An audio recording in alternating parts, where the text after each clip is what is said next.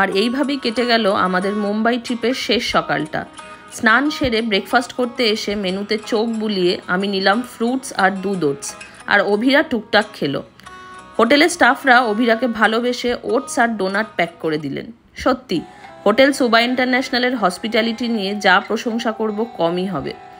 এরপর রুমে এসে ফাইনালি সব চেক করে আমরা চেক আউট করে চললাম এয়ারপোর্ট। এখানে রাখা প্রতিটা ছোট ছোট জিনিসের মধ্যেই আমরা এমনভাবে জড়িয়ে গেছিলাম যে সত্যি ফেরার সময় একটু খারাপ লাগছিল। এয়ারপোর্টে পৌঁছেই অভিষেক শুরু করলো সব ফর্ম্যালিটিস করা, আর এদিকে অভিরা শুরু করলো চূড়ান্ত দুষ্টুমি।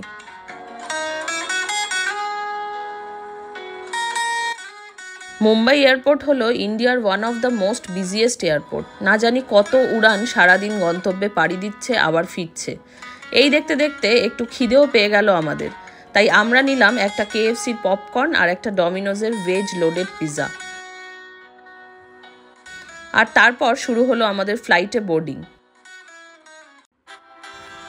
ফ্লাইটে বোর্ড করার পর পাইলট আমাদেরকে জানালেন আমাদের ফ্লাইটটা আজ 1 ঘন্টা ডিলে হয়েছে। তাই কি আর করব, গরমের মধ্যে ফ্লাইটে বসে বসে ছবিই তুলতে লাগলাম। শেষ পর্যন্ত মুম্বাইয়ের মাটি ছেড়ে যখন আমরা কলকাতার মাটি ছুঁলাম তখন সন্ধে, আর মহানগরীকে এই সময় ওপর থেকে দেখাচ্ছিল অসাধারণ।